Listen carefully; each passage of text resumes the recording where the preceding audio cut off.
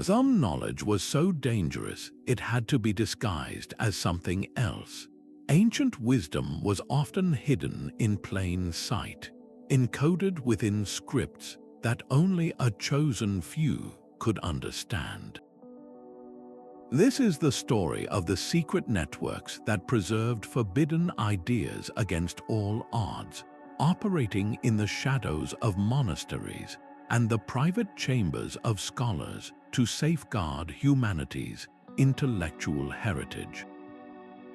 You will discover how these covert systems actually worked, who risked everything to maintain them, and how their clever methods of concealment allowed revolutionary thoughts to survive centuries of suppression. What ancient book thought lost forever might still be waiting in a hidden compartment or behind a false wall? How did groups spread across continents manage to secretly share ideas without being caught? By the end, you will understand how these medieval strategies for protecting knowledge directly influence how we handle information and fight censorship in our own digital age. What do you believe is worth preserving, no matter the cost? Oppression has always been the unwitting architect of secrecy. When a ruling power, whether political or religious, declares certain ideas too dangerous to exist, it does not eliminate those ideas. It simply forces them to evolve, to find new ways to survive. Across the ancient world, from the sands of Egypt to the forums of Rome, knowledge was under constant threat. A new emperor might order the burning of philosophical schools. A church council could declare a beloved gospel heretical, demanding its destruction. This relentless pressure to conform, to accept a single sanctioned version of truth, created an urgent need for disguise. Ordinary language was no longer safe. So the guardians of forbidden wisdom turned to the art of code. They began to write in scripts that were themselves a form of armor. Coptic, for instance, used the Greek alphabet but incorporated several demotic Egyptian characters. To the uninitiated, it might look like a simple regional dialect, but to the Coptic Christians of Egypt, it was a sacred vessel, a way to preserve their unique theological identity against the overwhelming influence of both the Roman Empire and later the Byzantine Church. Similarly, Syriac developed as a distinct Aramaic dialect, becoming a linguistic fortress for Eastern Christian communities, allowing them to maintain their traditions even as political borders shifted and empires crumbled around them. These were not just different languages, they were intentional acts of preservation. The scholars and scribes who used them were making a conscious choice to hide profound ideas in plain sight, knowing that the very script they wrote in could act as a filter. Only those who understood the code, who were part of the community, could access the dangerous knowledge within. This is precisely what happened with the Nag Hammadi Library, a collection of Gnostic texts discovered in Egypt in 1945. These manuscripts, including the Gospel of Thomas, presented a view of Christianity that was radically different from the orthodoxy that eventually dominated. They were likely buried and hidden because they were deemed heretical, too dangerous to keep in the open. Historians like Elaine Pagels have shown how groups like the Gnostics were not simply rebels. They were often deeply spiritual communities who used their unique texts and symbolic language to resist being silenced, to ensure their interpretation of faith would not be erased from history. Their script was their shield. This was the initial spark, the ingenious response to control. When you cannot speak freely, you learn to speak in a way that only the right ears can hear. This clever innovation in communication, born from sheer necessity, would soon give rise to something even more sophisticated, the first true networks of secret keepers. These quiet rooms of transcription became the unlikely fortresses for forbidden ideas. Within the stone walls of medieval monasteries, a silent war was being waged over the future of knowledge. The scriptorium, a hall dedicated to the sacred duty of copying religious texts, served as the perfect cover. Here, monks spent their days bent over parchment, their hands meticulously forming letters with quill and ink. To any outside observer, this was a scene of pure devotion, an effort to spread the sanctioned word of the Church. But for some scribes, it was something far more daring. Under the solemn guise of religious duty, they engaged in an act of quiet rebellion, secretly preserving the very works their superiors had ordered destroyed. A scribe might be tasked with copying a beautifully illustrated psalter, but in the margins, almost invisible amidst the ornate foliage of an illuminated letter, he could embed a tiny diagram of the human circulatory system, a concept from an ancient Greek text that contradicted contemporary church teachings. Another monk, transcribing a lengthy theological commentary, might weave a passage from a forbidden mystical text directly into the body of the work, trusting that only a trained eye would recognize its heretical origin. This was preservation through camouflage, hiding dangerous science and philosophy within the sacred itself.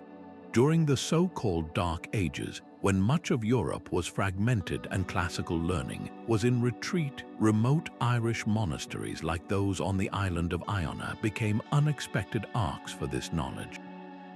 Isolated from the continent's upheavals, Irish monks faithfully copied not only the Bible but also texts by Virgil, Plato, and other pagan thinkers, ensuring their survival for centuries. Similarly, in Spain during the Reconquista, as Christian kingdoms reclaimed territory from Muslim rule, monasteries became sanctuaries for a different kind of treasure. Islamic scholars had made breathtaking advances in astronomy, medicine, and mathematics. Rather than destroy these works, Christian monks in places like the monastery of Ripoll diligently translated them from Arabic into Latin, effectively smuggling this revolutionary knowledge into the heart of Europe. The Venerable Bede, an 8th century English monk and historian, noted the immense intellectual power housed within these communities, though he could scarcely have imagined their dual role. These spaces, designed for uniformity and orthodoxy, ironically became the breeding grounds for intellectual dissent. The very structure meant to suppress unapproved thought became its safest haven. This system of hidden transcription, operating right under the nose of authority, set a powerful precedent. It proved that a network of dedicated individuals working in plain sight could protect ideas from eradication. But this method had its limits, confined within monastery walls. The next evolution would see these secret networks expand, connecting lone guardians across vast distances into a web of shared purpose. While European scribes worked in secluded silence, a brilliant flame of scholarship burned brightly in the East. As kingdoms in the West fractured and classical learning retreated into monastery libraries, a vast and sophisticated intellectual empire was rising. Islamic civilizations, stretching from Spain to the edges of India, became the unexpected and essential guardians of the ancient world's knowledge. They did not merely hide these ideas, they actively engaged with them, debated them, and built upon them, creating a dynamic new body of work that would one day spark a revolution back in Europe. The heart of this endeavor was the House of Wisdom in Baghdad, an immense library and academic center established in the 8th century. Under the Abbasid Caliphate, it became a global hub for translation, where teams of scholars, regardless of their faith or background, were commissioned to render the great works of Greece, Rome, Persia, and India into Arabic. Thinkers like Plato, Aristotle, Hippocrates, and Ptolemy, whose writings were fading into obscurity in the West, were meticulously translated, studied, and most importantly, annotated. Scholars did not just copy these texts, they wrote extensive commentaries, questioning ancient assumptions, correcting errors, and adding their own groundbreaking observations. This process did not simply preserve knowledge, it advanced it, keeping these ideas vibrantly alive. Consider the polymath al-Kindi, often called the father of Arabic cryptography. While working at the House of Wisdom, he wrote treatises on code breaking that built upon Greek concepts, formalizing the very methods that could be used to protect sensitive information, the kind of knowledge that would have been considered deeply dangerous elsewhere. Or take the physician and philosopher Avicenna, whose monumental medical encyclopedia, the Canon of Medicine, synthesized ancient Greek and Persian knowledge with his own brilliant insights. For centuries, it would remain the standard medical text in both the Islamic world and Europe, even as some of its more progressive ideas later clashed with entrenched European doctrines. But how did these preserved and enhanced texts eventually find their way back to a Europe that was not yet ready for them? They traveled in the most ordinary of ways, hidden in plain sight among the valuable goods of merchant caravans tracing the Silk Road. A diplomatic gift from an Islamic court to a Christian king might include luxurious fabrics, exquisite spices, and tucked discreetly among them, a beautifully bound book containing revolutionary astronomical charts.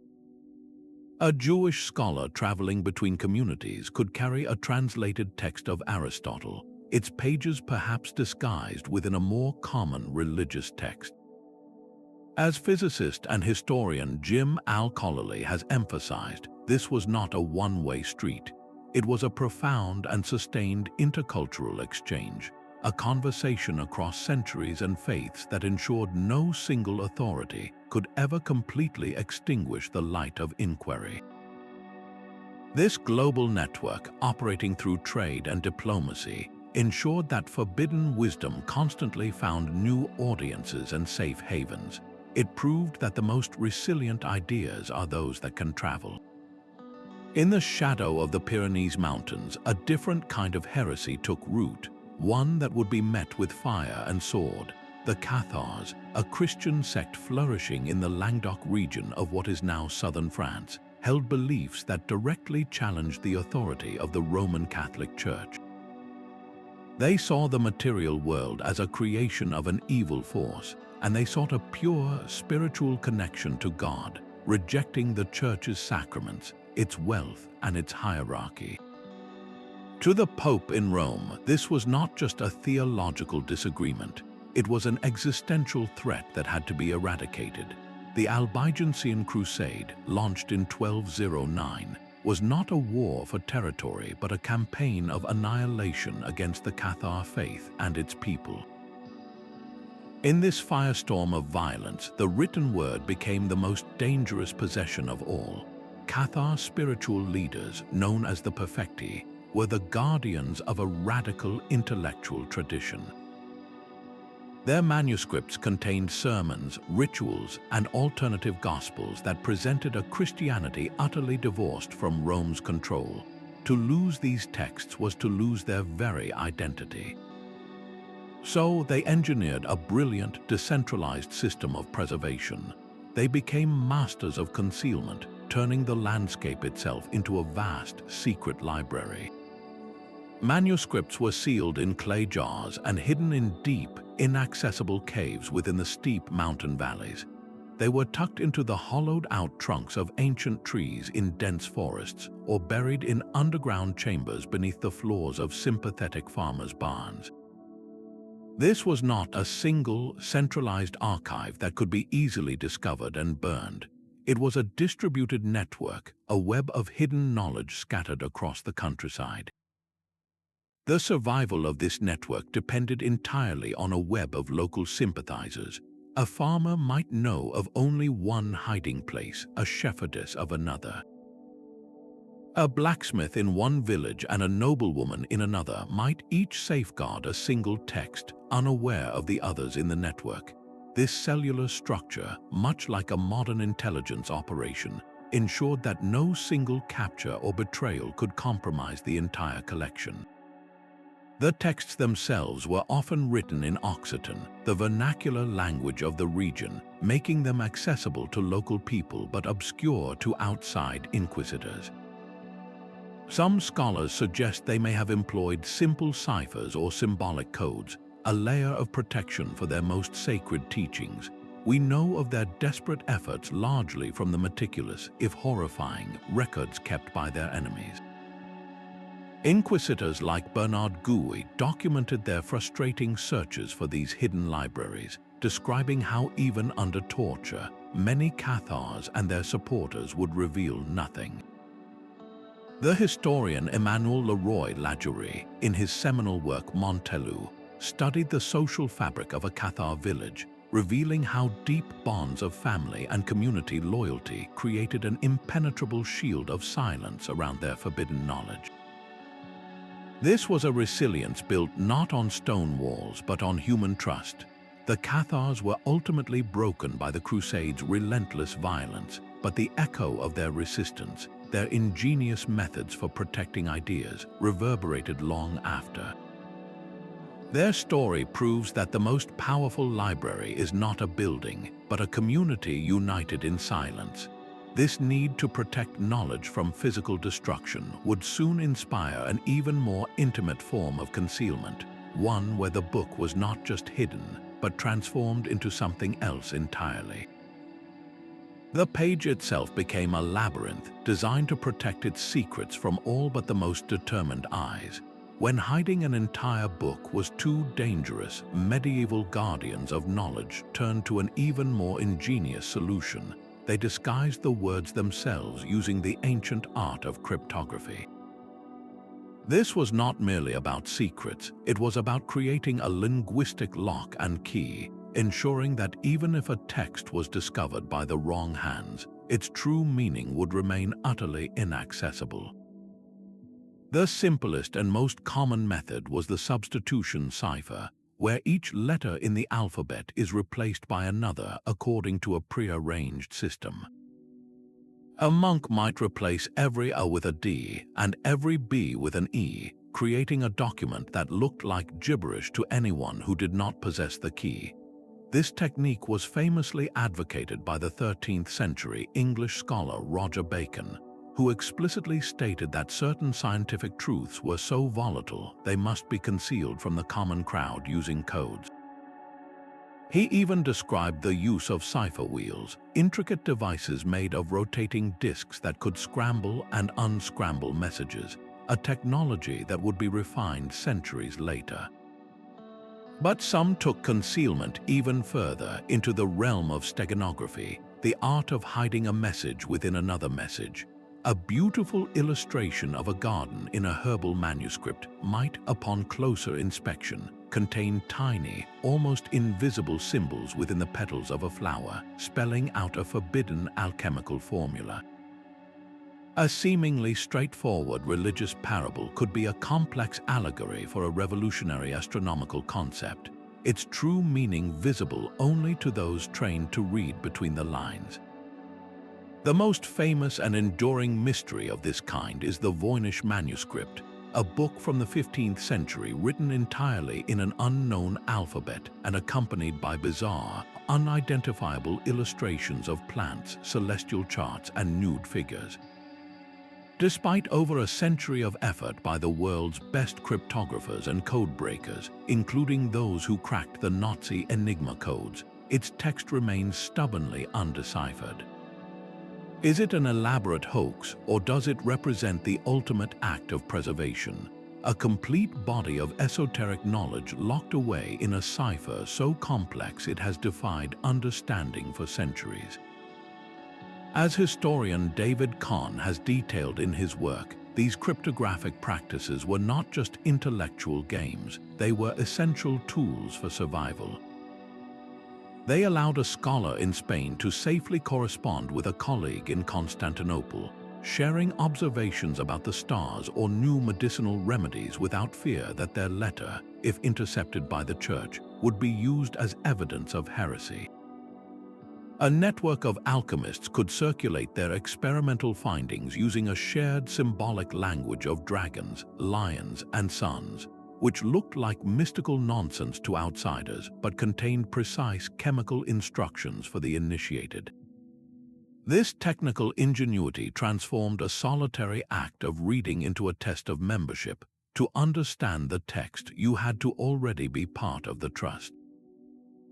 This created an invisible college of thinkers, bound together not by geography or institution, but by their shared ability to decode the world. The very difficulty of their texts ensured that only those with patience, intelligence, and the proper introduction would ever gain access to the dangerous ideas within.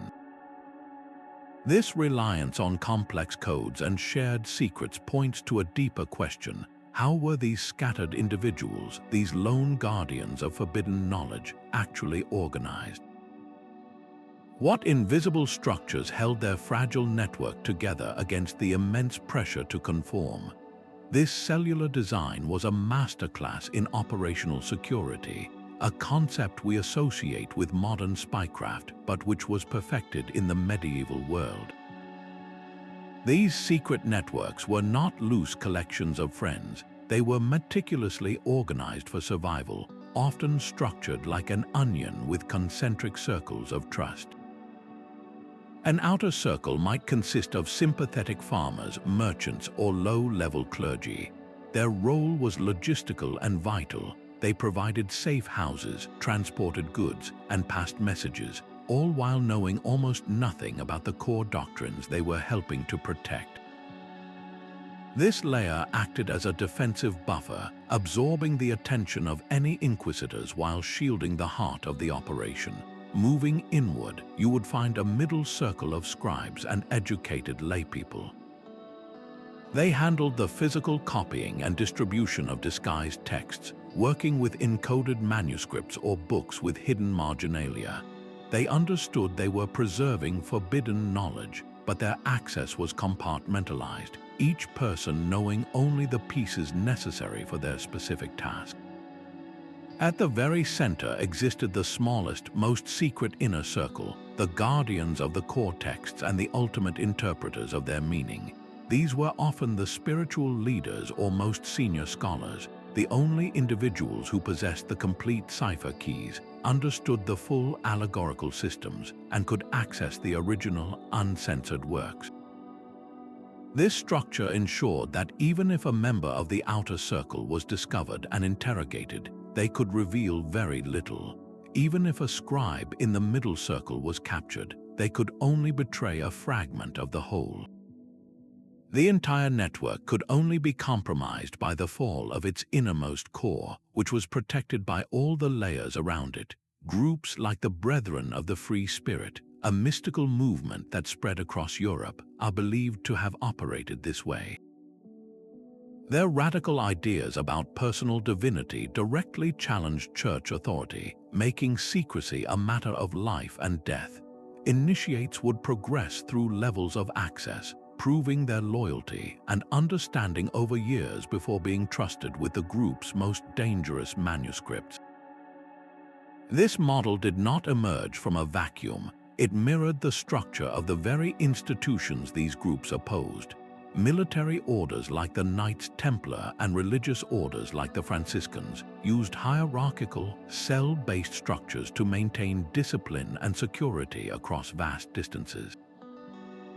The underground networks simply adapted these proven tactics for a new purpose: intellectual preservation instead of military or religious expansion.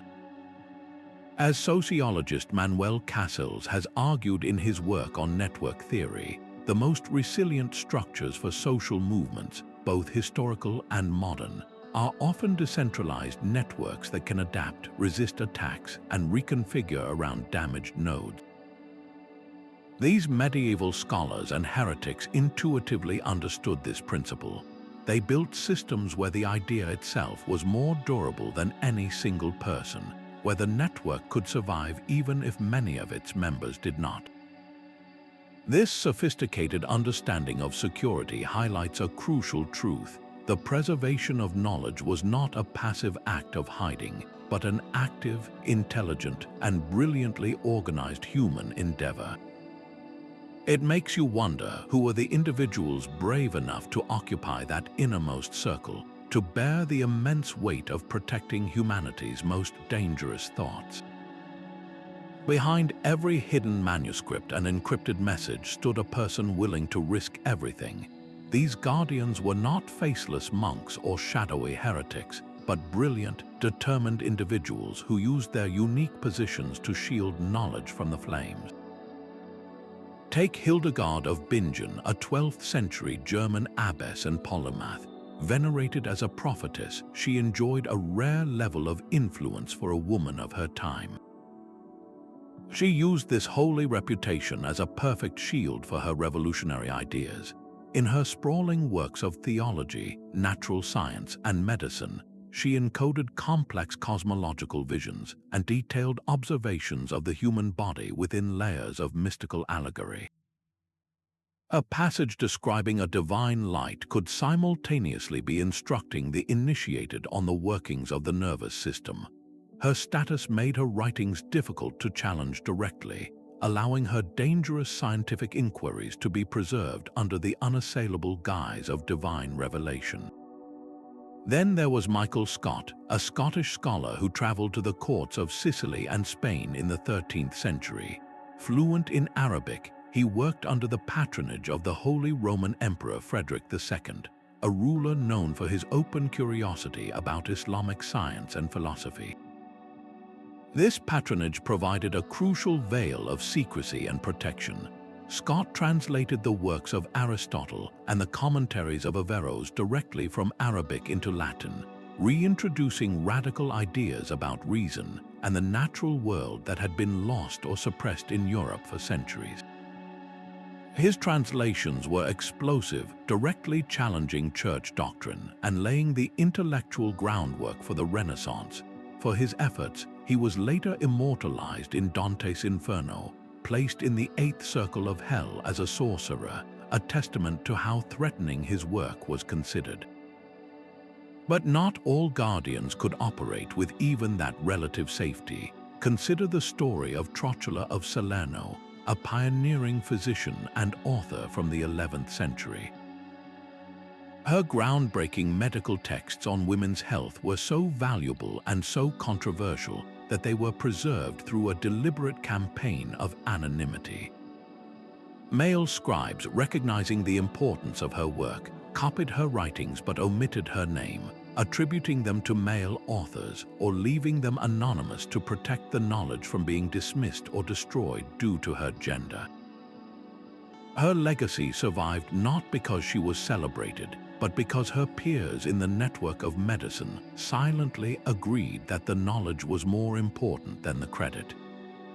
These figures and countless others whose names are lost to history shared a profound conviction.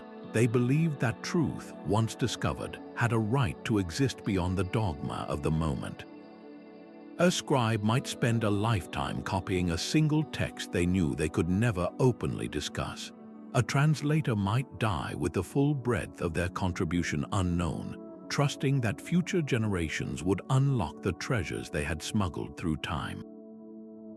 Their courage was not in dramatic defiance, but in the quiet, daily act of preservation, understanding that the most powerful rebellion is often to remember what others wish to be forgotten.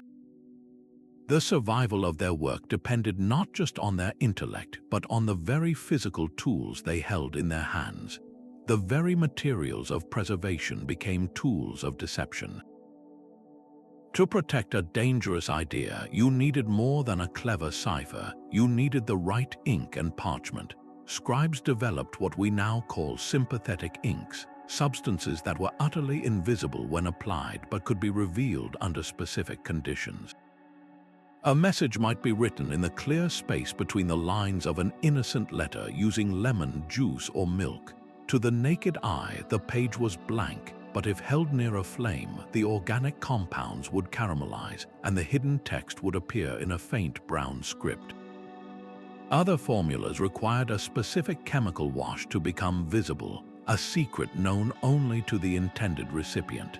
This was security built into the chemistry of the page itself.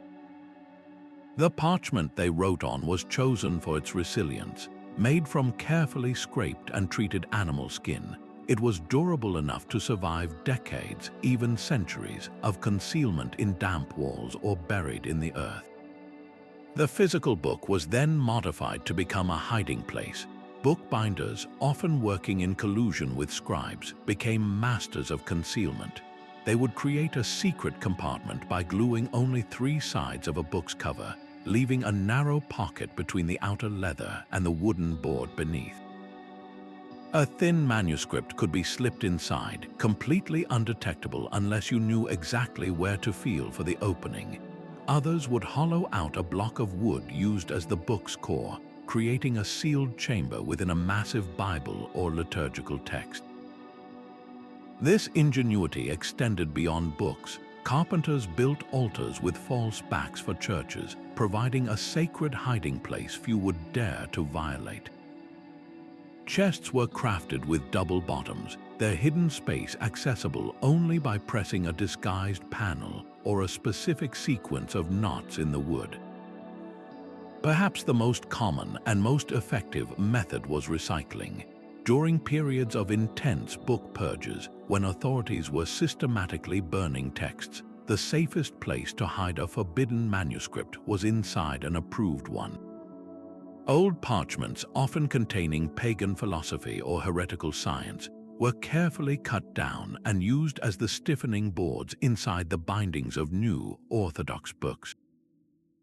For centuries, these texts slept safely within the spines of prayer books and theological commentaries, protected by the very authority that sought to destroy them. Modern conservators and historians of material culture, like Christopher de Hamel, have made remarkable discoveries by carefully disassembling old bindings. They find these hidden fragments, these palimpsests of thought, where the original writing was scraped away to make room for a newer text, but still lingers faintly beneath, a ghost of a dangerous idea that refused to die. This was practical, low-tech resourcefulness of the highest order.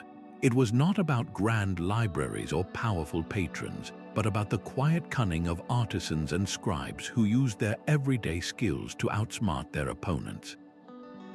Their success depended on an intimate knowledge of the landscape, knowing which remote canyon or which forgotten chapel wall could serve as a perfect vault. This deep connection to place would become the final and most enduring layer of their secrecy. These cities became living libraries, their very streets paved with hidden knowledge. While isolated monasteries and private studies were vital, it was the great crossroads of the world where these secret networks truly thrived, operating in the bustling open. Places like Toledo in Spain and Constantinople on the Bosporus were not just cities, they were geographical nodes in a global nervous system, pulsing with forbidden ideas. After Christian forces reclaimed Toledo in 1085, they did not purge it of its diverse population. Instead, the city became a spectacularly productive translation workshop. Christian rulers, recognizing the advanced knowledge of their Muslim and Jewish subjects, actively sponsored teams of scholars to work together. A Christian clerk would read a text aloud in Arabic, a Jewish scholar would translate it into the vernacular Romance language, and another monk would then render it into formal Latin. In this way, the profound works of Aristotle, the astronomical tables of Al-Zarqali, and the medical canons of Avicenna were systematically smuggled into the heart of Europe, their origins often disguised behind a neutral Latin title. This was preservation as an official yet quietly subversive project. Far to the east, Constantinople stood for 1,000 years as the vault of the classical world. Even as the Western Roman Empire collapsed, the libraries of the Byzantine capital safeguarded countless ancient Greek and Roman texts that had been lost everywhere else. Emperors and patriarchs might have been indifferent to the pagan philosophies contained within them, but they valued the objects themselves as symbols of imperial prestige. This neglect was a form of protection, allowing manuscripts of Plato, Sophocles, and Archimedes to gather dust in plain sight, waiting for a time when they would be rediscovered and appreciated. The relative tolerance in regions like Al-Andalus created a unique environment where ideas could cross-pollinate. A Muslim astronomer, a Jewish physician, and a Christian translator could debate in a Toledo courtyard, their shared curiosity forging a temporary truce that transcended religious dogma. The 12th century Jewish traveler Benjamin of Tudela journeyed across this interconnected world, meticulously documenting the vibrant Jewish communities and their scholarly exchanges from Italy to Baghdad. His writings reveal a web of safe passage and intellectual kinship, where a traveler from the West could arrive in a foreign city and be welcomed into a circle of scholars based on a letter of introduction or a shared coded reference. These travelers were the couriers of consciousness, carrying compact, precious manuscripts sewn into the linings of their coats or hidden among bolts of silk and sacks of spice in a merchant's caravan. A diplomatic mission from Constantinople to Venice might secretly transport a decaying copy of a Greek play alongside its official gifts. The political climate in these hub cities was their greatest shield. In Constantinople, the sheer bureaucracy and the emperor's distant interest provided cover. In Toledo, the Christian king's pragmatic desire for the power that knowledge brought guaranteed the translator's safety. This was not about a lack of censorship, but about having a powerful patron whose goals accidentally aligned with the preservation of knowledge. The flow of ideas along these hidden routes was what kept them alive, preventing them from becoming stagnant relics in a single, vulnerable library. This global effort, stretching from Spanish scriptoria to the sprawling markets of Constantinople, ensured that no single doctrine could claim a monopoly on truth. It forces us to ask, what were the specific, world-altering ideas that were so dangerous they required this vast, clandestine network to protect them? The most dangerous texts were those that offered a different path to truth. These secret networks did not preserve just one kind of knowledge. They safeguarded a stunning diversity of forbidden thought, which we can group into three volatile categories: science, magic, and heresy. Each category posed a unique threat to the established order, and each was protected with equal fervor by the guardians of the shadows. Scientific works, particularly those from the ancient Greeks and the Islamic world, were among the most coveted and controversial. The astronomical models of Ptolemy, which placed the Earth at the center of the universe, were challenging enough for the medieval church to reconcile. But even more threatening were ideas like those of the Roman poet Lucretius, whose epic work on the nature of things argued for a universe made of atoms and void, operating without the need for divine intervention. This materialist view was utterly incompatible with medieval Christian doctrine, yet his work was meticulously copied and preserved by monastic scribes, its radical ideas waiting for a future age to rediscover them.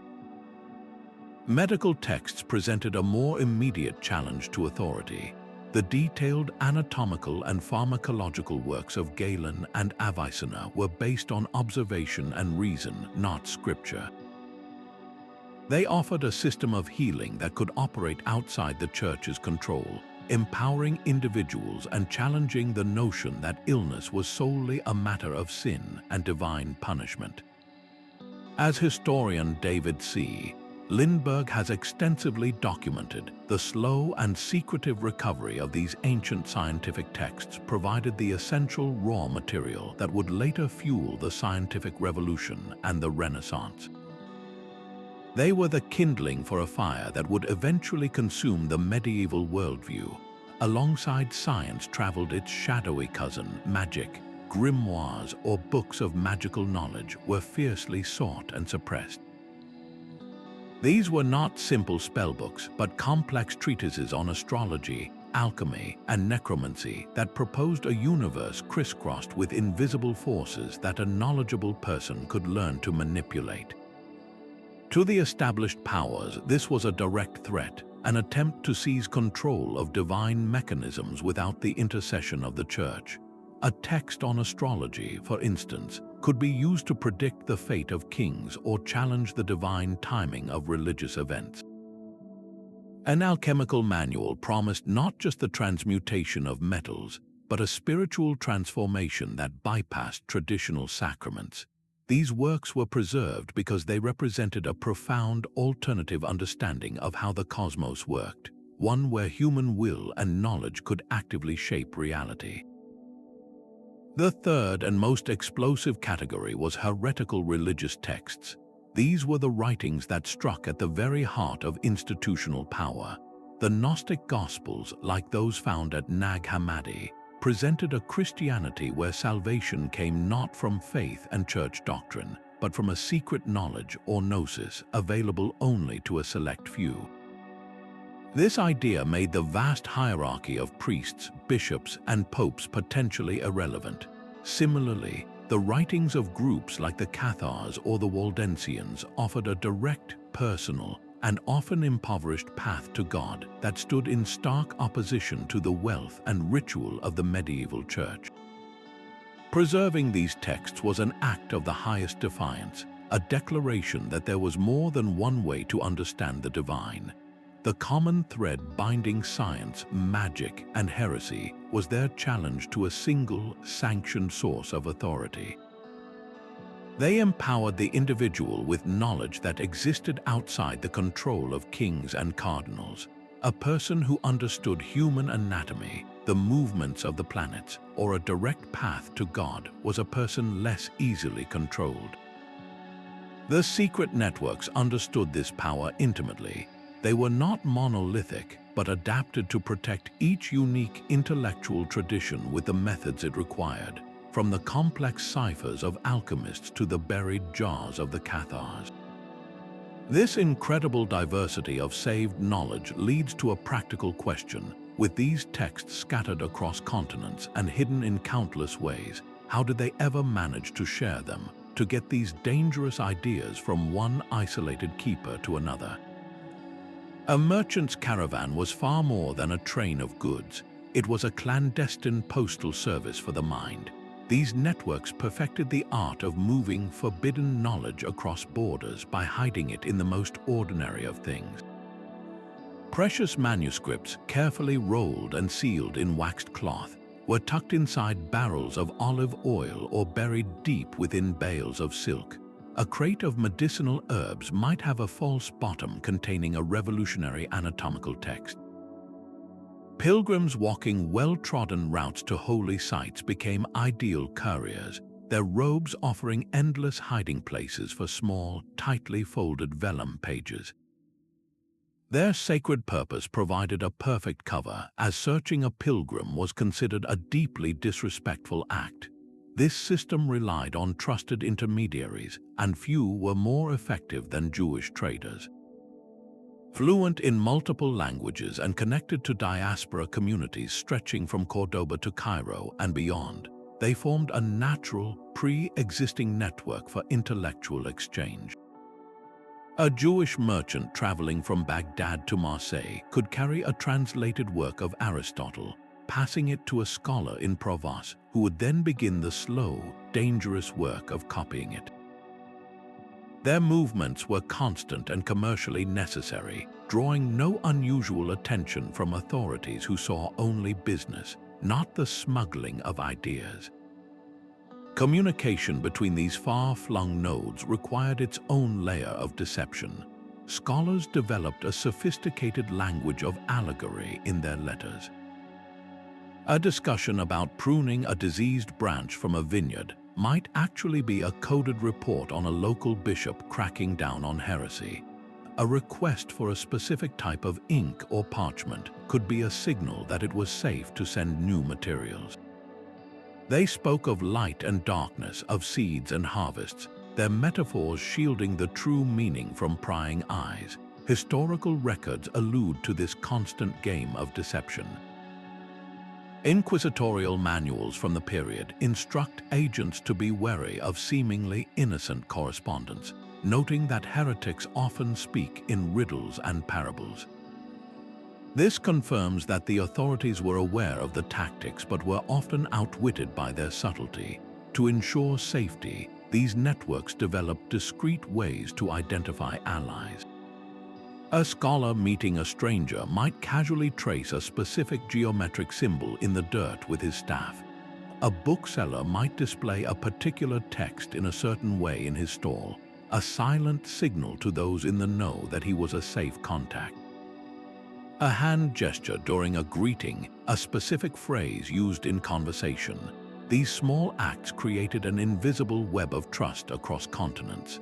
It was a world where a simple nod could mean the difference between preserving a lifetime's work and being led to the pyre. The operational brilliance lay in this dual existence, where everyday life was a perfect mask for a monumental undertaking. This seamless system of distribution, however, relied entirely on the courage and cohesion of specific groups who made themselves the guardians of this fragile chain. Their survival often depended on a delicate dance within the very societies that marginalized them. Jewish and Muslim scholars did not operate from positions of overwhelming power, but from the interstices of multicultural empires, using their unique status as cultural and linguistic bridges to perform an indispensable service. In the vibrant, chaotic streets of cities like Cordoba or Cairo, a Jewish physician could move between the court of a Muslim caliph, the home of a Christian merchant, and his own community's scholarly circles. This daily navigation between worlds made him a perfect conduit for knowledge that was too dangerous to travel openly. He could acquire an Arabic translation of a Greek text, discuss its medical principles with Islamic colleagues, and then quietly share its insights with a Latin-speaking monk, all while the official channels of communication between these faiths were often closed or hostile.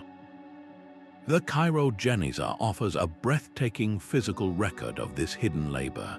For centuries, the Jewish community in Fustat stored over 300,000 documents in a sealed room of their synagogue, following a tradition that forbade the destruction of any text containing the name of God. But they stored far more than worn-out prayer books. This sacred attic became a time capsule, preserving letters, legal documents, medical treatises, and philosophical works that reveal a thriving, clandestine intellectual network. Here, a shopping list might be written on the back of a page from a forbidden mystical text, and a personal letter could contain a coded recommendation for a scholar carrying a dangerous manuscript. It was not a formal library, but an accidental one, a testament to the everyday reality of a community that lived at the crossroads of ideas. In Al-Andalus, Moorish Spain became a spectacular sanctuary for classical knowledge. Islamic rulers, particularly during the Umayyad Caliphate, actively sponsored massive translation projects. They gathered teams of Jewish, Christian, and Muslim scholars in great libraries to render the works of Plato, Aristotle, and Galen into Arabic and later into Latin and Hebrew. This was not a simple act of charity. It was a strategic investment in power through knowledge, but it created a protective umbrella under which suppressed ideas could flourish. The philosopher and physician Moses Maimonides perfectly embodies this cross-cultural exchange. Writing in Arabic in 12th century Egypt, his monumental guide to Jewish law, the Mishneh Torah, and his philosophical work, the Guide for the Perplexed, synthesized Aristotelian logic with religious faith. His medical texts, written for a Muslim sultan, became classics studied secretly by Christian doctors in Europe for generations. His works were so revolutionary that they were often circulated anonymously or attributed to other authors to protect both the Jewish communities that cherished them and the Christian scholars who relied on their insights. As historian Maria Rosa Menacle argued, this was not a golden age of perfect tolerance, but rather a culture of convenience, a sophisticated symbiosis. Each community needed the others. rulers needed the administrative, scientific, and medical expertise that Jewish and Muslim scholars possessed. The scholars, in turn, needed the protection and patronage these rulers could provide. This mutual need created fragile but powerful spaces where knowledge, otherwise condemned, could not only be preserved but could grow. The personal risk was immense. These scholars existed under constant threat of persecution, pogroms, and forced conversions. Their work required a profound bravery, a belief that the preservation of truth was a sacred duty that transcended the immediate dangers they faced. They remind us that the most vital libraries were not always made of stone, but of trust, built across the very religious lines that were supposed to divide them. This collaborative spirit, however, would soon face its greatest test from a new and terrifyingly efficient machine of censorship. Every copied page was a potential death sentence. The work of preserving knowledge was not a scholarly hobby. It was a high-stakes conspiracy where a single mistake could lead to a horrifying end. Authorities deployed a brutal arsenal to crush these networks, from public burnings designed to terrorize populations to the systematic use of torture to extract confessions. The records of the Inquisition are filled with chilling details, like the instruction from Bernard Gouey's manual to inquire carefully about any person found with books they could not properly explain, or the account of a Templar knight under torture describing strange rituals he was forced to perform, accusations likely fabricated to justify seizing the order's vast wealth and alleged secrets. The punishment for heresy was often the stake, a public spectacle of agony meant to purge the community of dangerous ideas and serve as a grim warning to anyone else who might be tempted. The Bohemian preacher Jan Hus was promised safe passage to the Council of Constance in 1415 to explain his views, which challenged the Church's authority and corruption. Instead, he was immediately imprisoned, subjected to a show trial, and burned at the stake. His final words, spoken as the flames rose, were a defiant refusal to recant what he believed was truth. His death was not an anomaly, it was a calculated message. Beyond execution, the penalties could be equally devastating. A scholar might have his property confiscated, leaving his family destitute. A scribe could be excommunicated, cut off from his community and the salvation it promised, a spiritual death sentence in a deeply religious age. Social ostracism was a powerful weapon, turning neighbors against each other and sowing distrust within families. To counter this omnipresent threat, the networks developed sophisticated contingency plans that mirrored modern spycraft. They used dead drop locations, leaving messages or small texts in pre-arranged hollow trees or under specific stones in a cemetery, so members never had to meet directly. They established complex systems of signals, like a certain shutter left open or closed, to indicate whether it was safe to approach a safe house or if it was under surveillance. Most crucially, they had protocols for the emergency destruction of materials. A text written in sympathetic ink could be washed away with water in seconds. A fragile parchment scroll could be tossed into a fire and consumed in moments, leaving no evidence behind. This constant, grinding pressure required a level of personal sacrifice that is almost unimaginable. It was a life lived in the shadows, where a casual conversation could be a test and every stranger a potential informant. The courage to continue under these conditions highlights a profound human truth. The desire for knowledge can be as powerful as the fear of death. This relentless persecution, however, could not eradicate the ideas themselves. It only forced them deeper underground, waiting for a crack in the armor of authority, a moment when the world might finally be ready to listen. A crack finally appeared in the armor of control.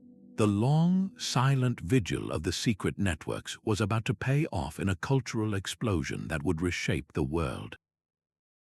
The political and religious landscape of Europe began to fracture, and in those cracks, the preserved knowledge hidden for centuries finally saw the light of day. The single most pivotal event was the fall of Constantinople in 1453. When the Ottoman armies breached the walls of the great Byzantine capital, scholars fled for their lives, but they did not flee empty-handed. They carried with them the most precious cargo imaginable, thousands of ancient Greek manuscripts that had been safeguarded in Constantinople's libraries for a millennium. These texts, containing the original works of Plato, Aristotle, Homer, and many others, flooded into Italy and the rest of Europe. It was as if a vast, forgotten library had suddenly been rediscovered, and its contents were more revolutionary than anyone could have dreamed. This flood of new old ideas found the perfect tool for dissemination, the printing press. Invented around the same time, the press was a game-changer for the secret networks. A text that once took a monk a year to copy by hand could now be reproduced hundreds of times in a matter of weeks. This allowed once forbidden knowledge to spread at an unstoppable pace, moving from the locked studies of a few scholars into the hands of the curious public. The press democratized danger, making it impossible for any single authority to contain the genie of inquiry once it was out of the bottle. In Florence, the scholar Marsilio Ficino was commissioned by the powerful Medici family to translate these newly arrived Greek texts. His most electrifying discovery was a collection of writings attributed to the legendary sage Hermes Trismegistus. These Hermetic texts, believed at the time to be ancient Egyptian wisdom predating Moses, were packed with ideas that felt both primordial and shockingly new. They spoke of the divine nature of the human mind and the idea that humanity could harness the hidden forces of the cosmos. As historian Stephen Greenblatt has explored, the recovery of this lost world through texts like Lucretius's On the Nature of Things was a profound shock to the European system. It offered a vision of a universe not solely dependent on divine intervention, a vision that was both terrifying and liberating.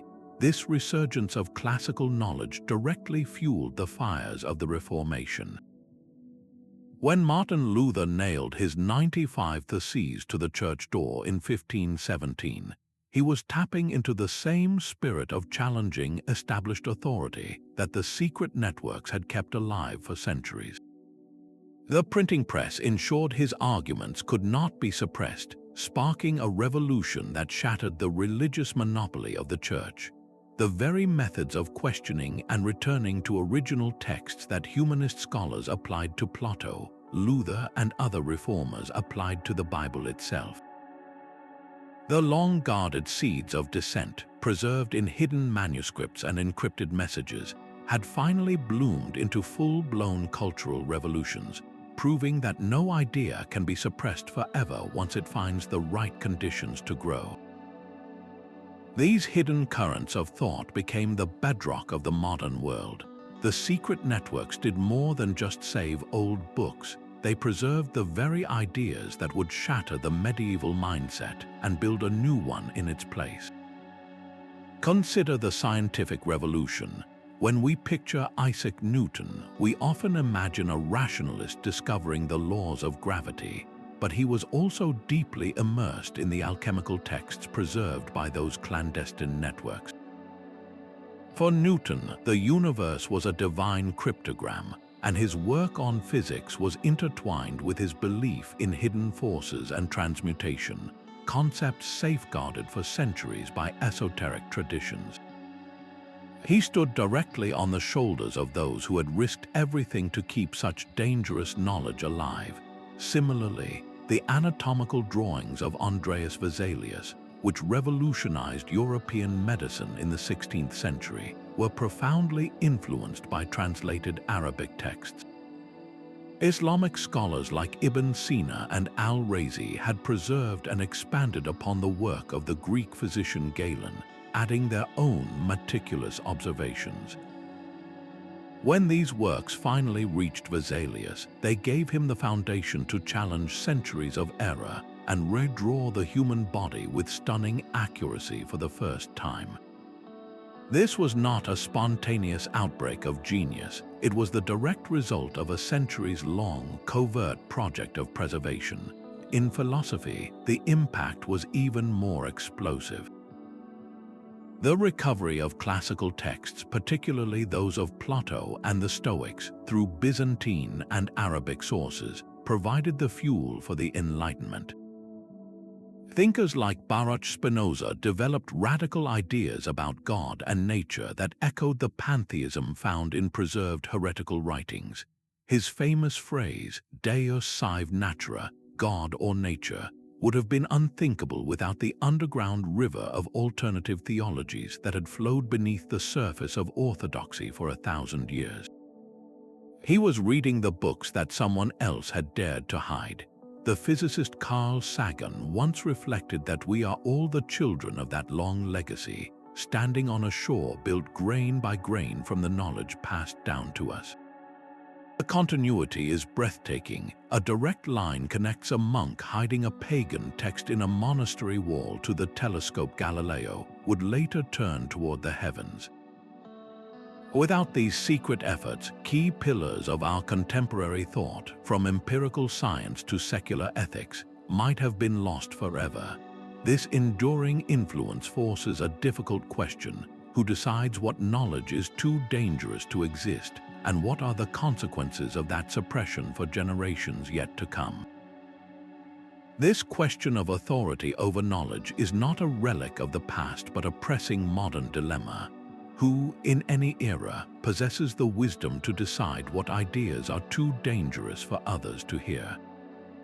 Throughout history, this power has most often been claimed by those in positions of political or religious dominance, who declared certain knowledge forbidden not necessarily because it was false, but because it threatened their control. The consequences of such decisions are profound and often tragic, stunting scientific progress, silencing marginalized voices, and robbing entire generations of potential breakthroughs. We see chilling modern parallels in the suppression of climate science for political or economic gain, the censorship of journalists and authors by authoritarian regimes, and even the algorithmic filtering of information on digital platforms that creates our own personalized, invisible scriptoria. The struggle is no longer about hiding parchment in caves, but about navigating a landscape where information can be both overwhelmingly abundant and ruthlessly suppressed. Ethicists like Rebecca MacKinnon argue that we must now ask who controls the digital infrastructure of knowledge, the very platforms we rely on, and what their motivations might be. Is there ever a justification for restricting knowledge, perhaps in cases of immediate public safety, like the detailed instructions for building a weapon? But history shows that the line between protection and control is dangerously thin. The more vital question is how we balance open access with a sense of responsibility, ensuring that knowledge is contextualized and understood rather than simply hidden or unleashed without guidance. The medieval networks teach us that the preservation of knowledge is an active, courageous choice. Their legacy challenges us to consider what we are choosing to save, share, or suppress today. What dangerous but necessary truths are we, as a society, allowing to be forgotten, and who are we trusting to make that call for us? The digital age has resurrected the medieval scriptorium in a new, virtual form. Our most valuable knowledge now lives not on parchment, but on servers, making it both more accessible and more vulnerable than ever before.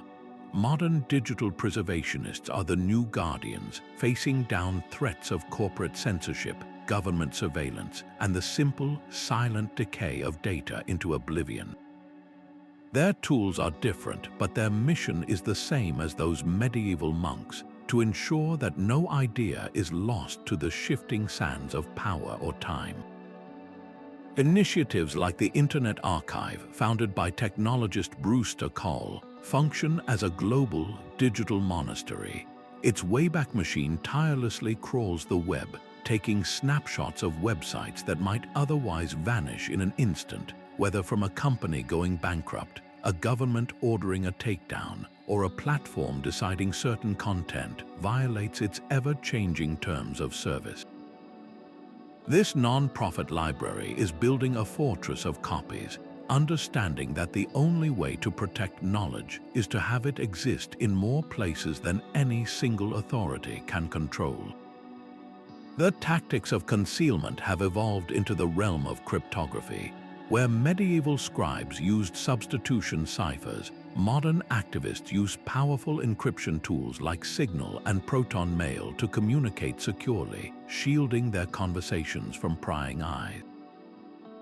They mirror the Cathars' distributed network by storing sensitive documents not in one place, but across a decentralized web of computers using blockchain technology or peer-to-peer file sharing. A single document can be broken into countless encrypted fragments, scattered across the globe, and only reassembled by someone with the correct key. This ensures that even if one node is compromised, the whole truth does not disappear. The dark web has become the ultimate hidden cave, a network of sites inaccessible to standard browsers, where whistleblowers can drop information and journalists can access materials banned in their home countries. It is the modern equivalent of a manuscript buried in a jar, waiting for the right person to find it. These methods create a powerful form of censorship resistance, ensuring that even if an idea is suppressed in one corner of the world, it remains alive and accessible in another. Brewster Kahle's advocacy for universal access to all knowledge is a direct continuation of the medieval scribe's quiet dedication. He argues that we must not allow our collective history to be owned and controlled by a handful of powerful corporations, just as those monks resisted a single, sanctioned version of truth. The battle is no longer over religious heresy, but over who gets to write the definitive history of our time, and who has the power to erase it. This ongoing struggle forces us to ask what we, as individuals, are doing to protect the fragile digital threads of our own culture. How will future generations know what we knew if we fail to build our own arks for the information storm? Your own journey into this hidden history might begin in the quietest of places with a book. The first clue is often found not in the main text but in the margins. For centuries, readers and scribes filled the blank spaces of manuscripts with personal notes, doodles, and seemingly random marks. To the untrained eye, these annotations are just scribbles, but to a historian they can be a secret commentary, a quiet rebellion etched in ink. A monk might have drawn a tiny, frowning face next to a passage he disagreed with. Another might have written a cryptic phrase in the corner, a private thought he dared not speak aloud. These marginalia are the fingerprints of the individuals who handled these texts, their personal reactions preserved for centuries. The key is to look for patterns, for symbols that appear again and again across different manuscripts from the same region or time period. A recurring star, a specific knot, an unusual animal. These could be the coded signatures of a secret network, a way for members to identify each other's work without ever writing a name. Next, train your eye to see the layers. Many of the most exciting discoveries are palimpsests, manuscripts where the original text was scraped away so the expensive parchment could be reused. For generations, the underlying writing was lost. But today, with advanced imaging technology like multi-spectral scanning, we can recover these erased words.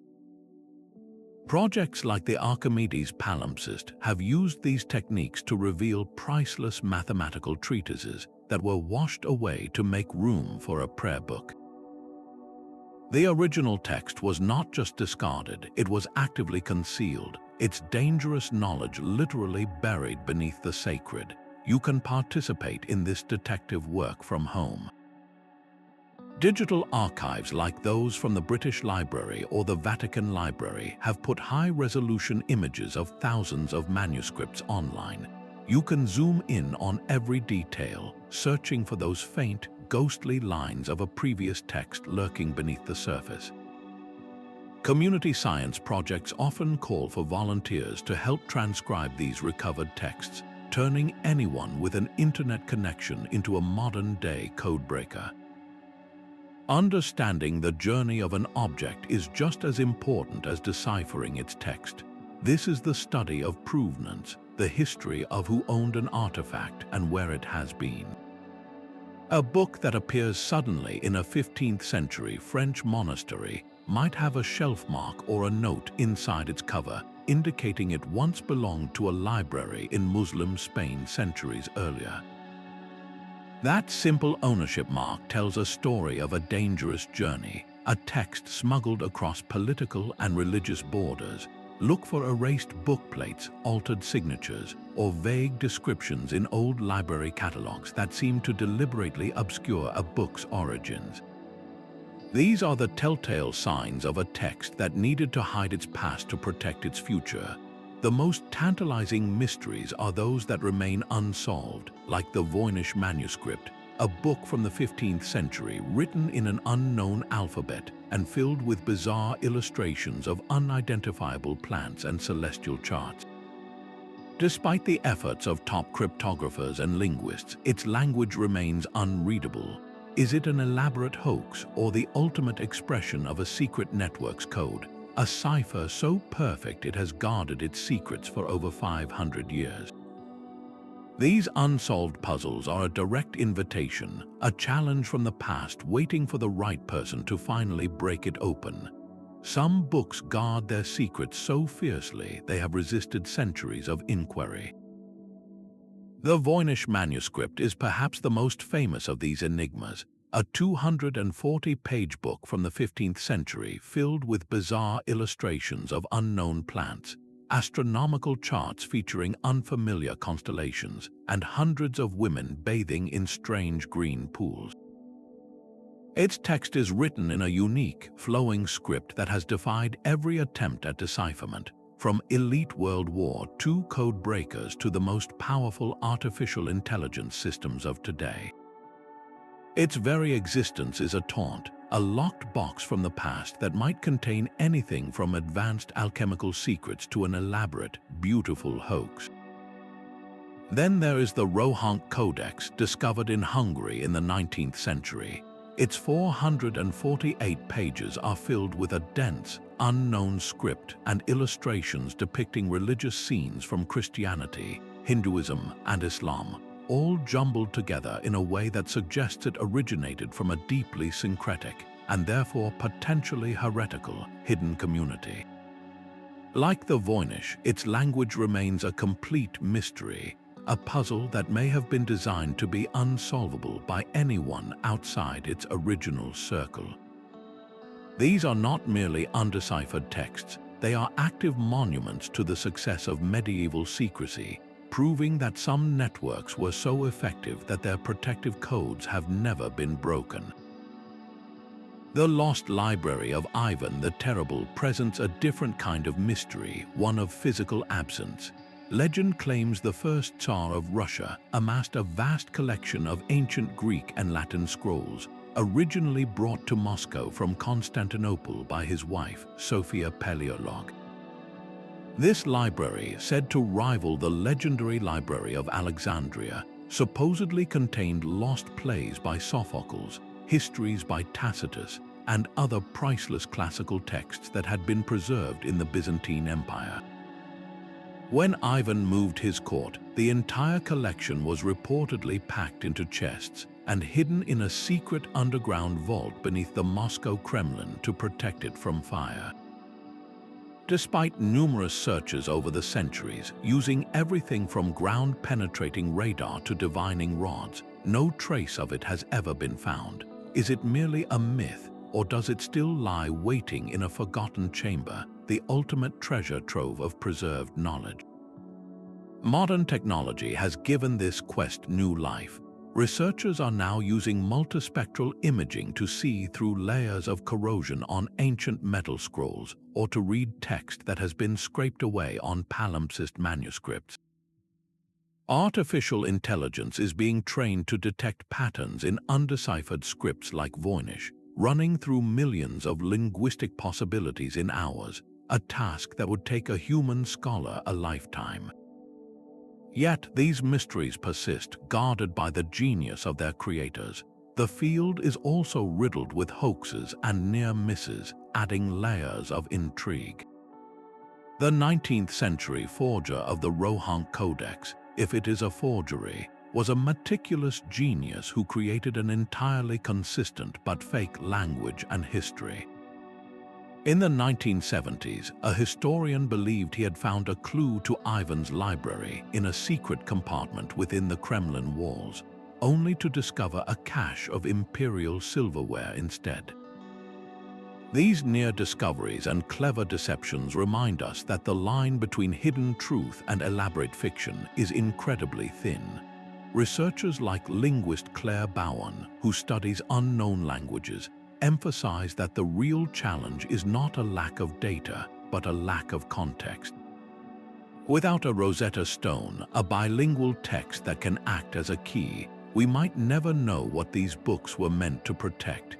This enduring fascination is about more than solving a puzzle. It is about the possibility of a direct conversation with the past, a chance to recover a voice that was meant to be silenced forever. The mere existence of these unread books is a testament to the enduring power of a secret successfully kept. The symbols of hidden knowledge bled from the page into the very fabric of culture. This preserved wisdom did not remain locked in dusty libraries but escaped to inspire artists, mystics, and writers, leaving a trail of coded symbolism for those who knew how to look. Renaissance paintings are dense with this visual language. In Sandro Botticelli's Primavera, the figure of Mercury does not simply point to the sky. He turns his caduceus, the alchemical symbol of transformation, to touch a cloud, suggesting the transmutation of base matter into the divine. Even the garden itself is not merely a beautiful scene, but a representation of the perfected, philosophical garden of alchemy, where spiritual gold is cultivated.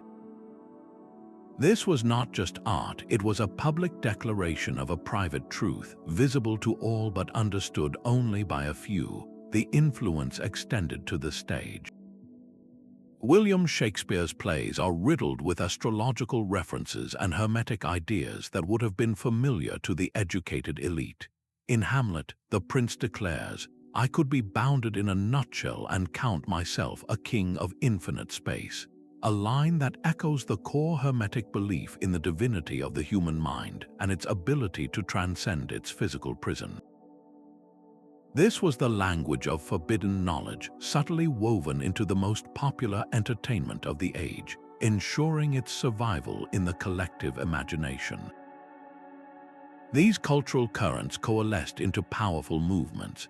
The mysterious Rosicrucian manifestos of the early 17th century, which spoke of an invisible college of enlightened adepts, were directly inspired by the recovered hermetic texts. They promised a universal reformation of mankind through this secret wisdom, sparking a frenzy of interest across Europe. Later, fraternal orders like Freemasonry would incorporate these symbols and ideas into their rituals, using the architect's tools of the square and compass as allegories for building a better, more enlightened self and society. They became the new guardians of an ancient tradition, carrying the torch of esoteric knowledge into the modern era. This legacy is alive in our popular culture today. The plots of Dan Brown's novels, with their quests for hidden truths buried in art and architecture, tap directly into this centuries-old fascination. Films like National Treasure or The Da Vinci Code are modern retellings of the same ancient story. The belief that profound secrets are concealed in plain sight, just waiting for the right person to decipher them. As cultural historian Francis Yates demonstrated, this underground river of Hermetic thought profoundly shaped the Renaissance mind, and by extension, the entire development of Western esotericism. It was a cultural DNA passed down through symbols and stories, long after the original context was forgotten. This deep and lasting imprint makes us wonder what powerful human need was being answered by this centuries-long project of concealment and revelation. The impulse to conceal and to uncover is woven into the human psyche itself. At the heart of every secret network lies a fundamental tension between two powerful forces: the fear that drives suppression and the insatiable curiosity that fuels preservation. Authorities, whether medieval popes or modern regimes, often suppress knowledge not necessarily because it is false, but because it is destabilizing. It challenges their monopoly on truth and, by extension, their power. A new astronomical model or a heretical religious text doesn't just present a different fact, it proposes a different reality, one where the current authorities might be irrelevant. This creates a deep-seated anxiety, a fear of the unknown that manifests as control. Yet, for every act of suppression, there is an equal and opposite reaction of intense curiosity. The very act of declaring something forbidden makes it irresistibly attractive. The psychologist Carl Jung deeply understood this dynamic, exploring how secret societies and esoteric knowledge tap into our collective unconscious, offering a sense of belonging to something larger and more profound than everyday life. This allure of the hidden provides a powerful identity and purpose, something that was as true for a Cathar perfectus as it is for someone today falling down an internet rabbit hole about a conspiracy theory. The mechanisms are eerily similar. A medieval scholar would seek out a forbidden manuscript with the same thrilling sense of discovery a modern person feels when they find a hidden forum or a leaked document online. Both are driven by a need to feel special, to be an insider who possesses truth that the masses cannot see. This is not just about information, it is about meaning. We are compelled to seek out hidden knowledge because it promises answers to our deepest questions, a map to a more complete understanding of the universe and our place within it. This psychological dance between the suppressors and the seekers is a permanent feature of human society. It forces us to ask what we are truly afraid of and whether the pursuit of understanding is worth any risk. Socrates chose to drink hemlock rather than renounce his right to ask difficult questions. His death forces us to confront the ultimate stakes of this story. Were the scribes and scholars who risked the stake merely preserving information, or were they safeguarding something far more profound, the very capacity for humanity to question, to learn, and to grow? This is the core of the philosophical divide.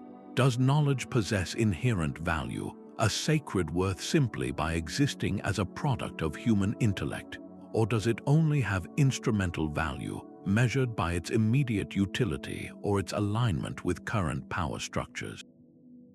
The secret networks operated on the belief that the ideas themselves were sacred, that a text by Archimedes or a gospel from Nag Hammadi held a value that transcended the politics of the moment, a value worth protecting for a future that might understand it better.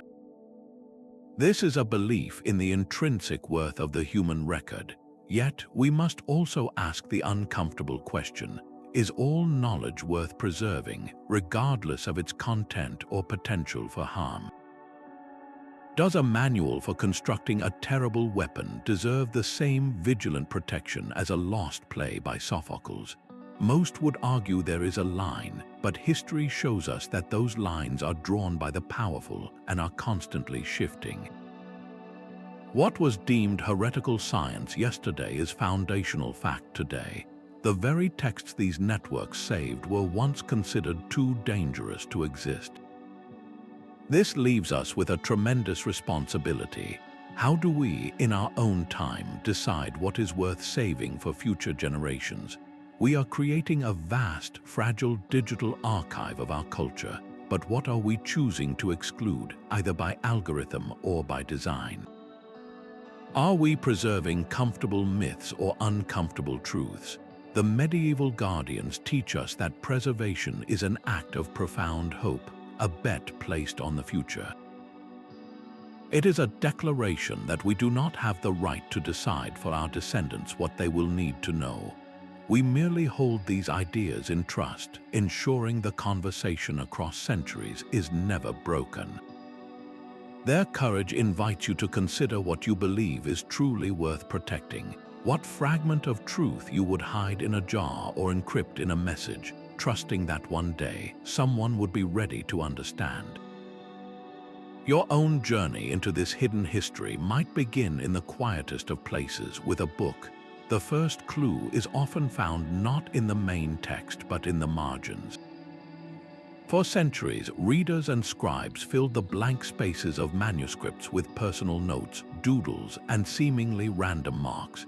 To the untrained eye, these annotations are just scribbles. But to a historian, they can be a secret commentary, a quiet rebellion etched in ink. A monk might have drawn a tiny, frowning face next to a passage he disagreed with.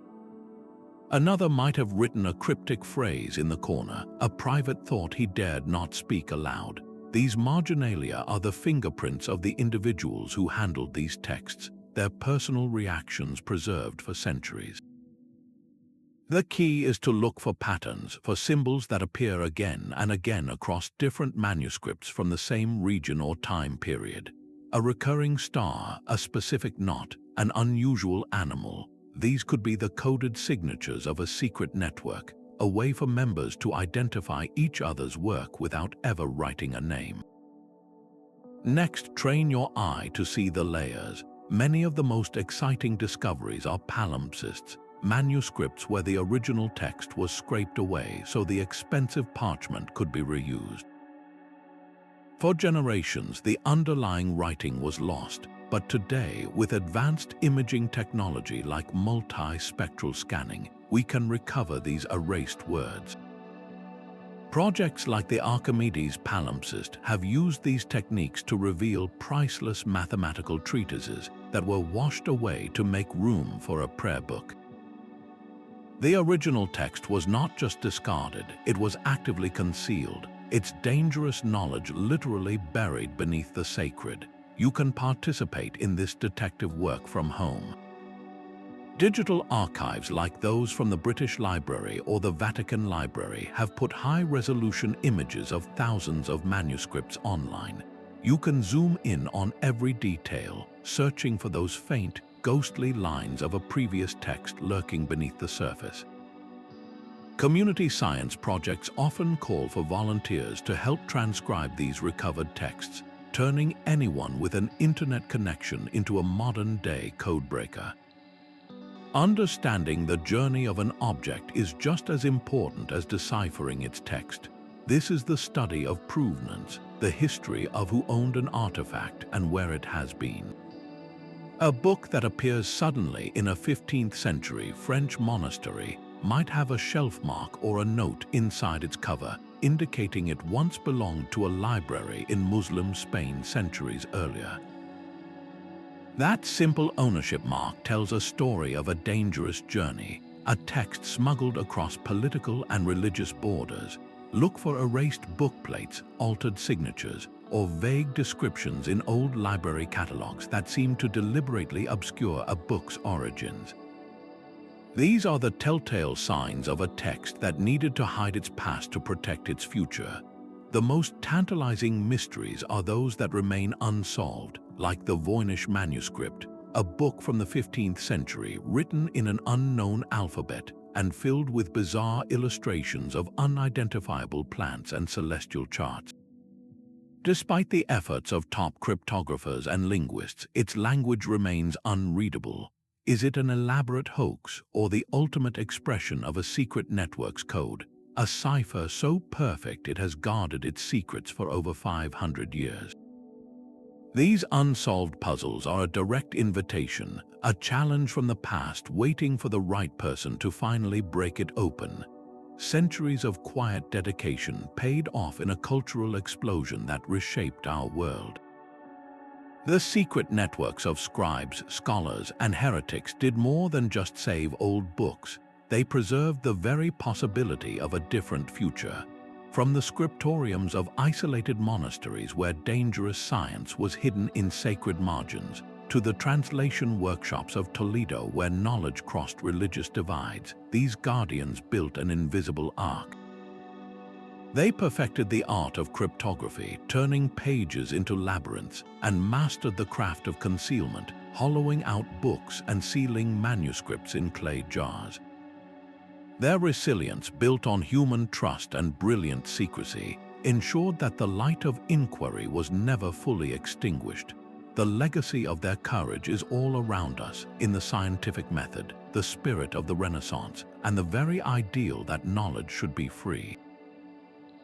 Their story is a stark reminder that knowledge is always fragile, perpetually one generation away from being lost, and that its protection requires our constant vigilance.